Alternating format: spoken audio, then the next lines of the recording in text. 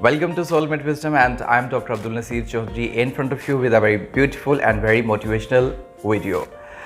एक बड़ी इंपॉर्टेंट वजह जो हमारे रिश्तों को बड़ी तेज़ी से ख़राब कर रही है, मैं आपके सामने आज पेश करना चाहता हूँ।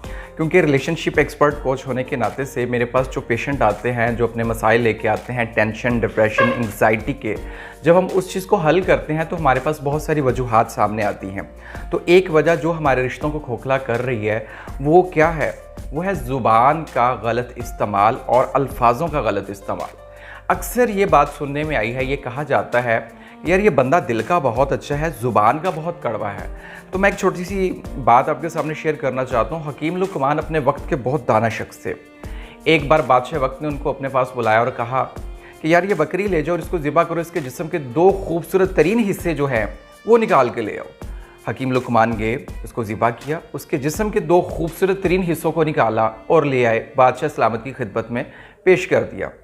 बादशाह सलामत ने एक और बकरी दी और कहा कि इसको ले जाओ, इसको ज़िबा करो, इसके जिस्म के जो दो बदसूरत तरीन हिस्से हैं उसको निकाल के ले आओ।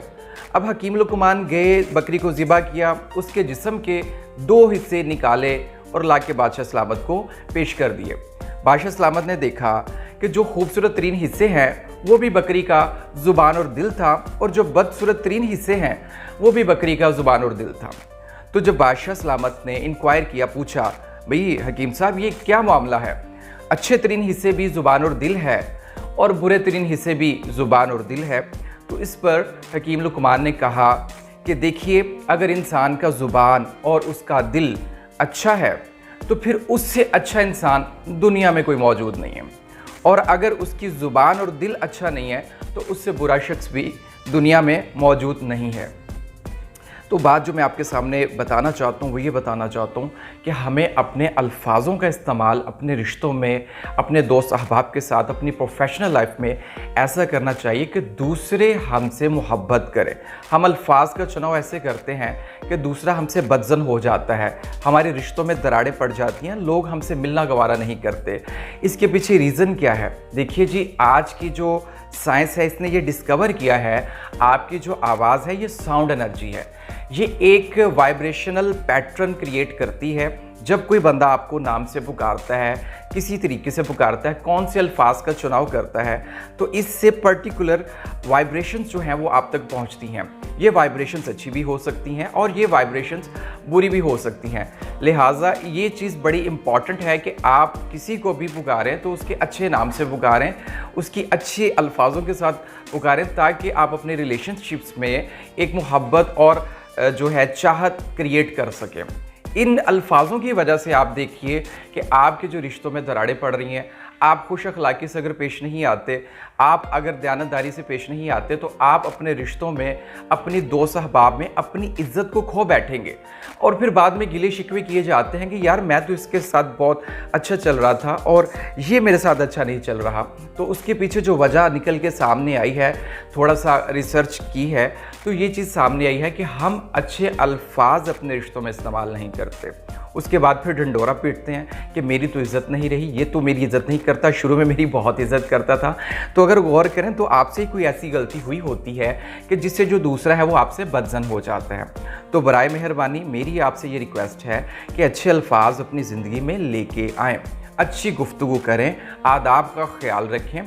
अगर कभी कोई ऐसी बात हो जाती है जिसमें आपके मजाज के ख़िलाफ़ कोई बात है, तो आप काइंडली वहाँ पे सब्र और तहम्मुल से पेश आएँ, अपने गुस्से को कंट्रोल में रखें, गुस्से को मैनेज करने की स्किल्स हासिल करें और इसके ऊपर वर्क करें। आप यकीन करेंगे कि सालों लग जाते हैं किसी रिलेशन को डेवलप करते हुए।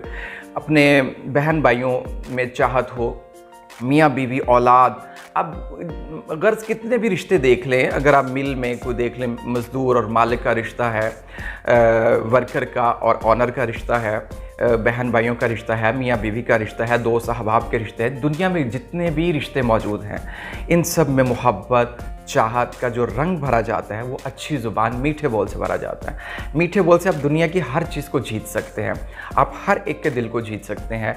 मीठे बोल में, मीठे अल्फाजों में जादू है।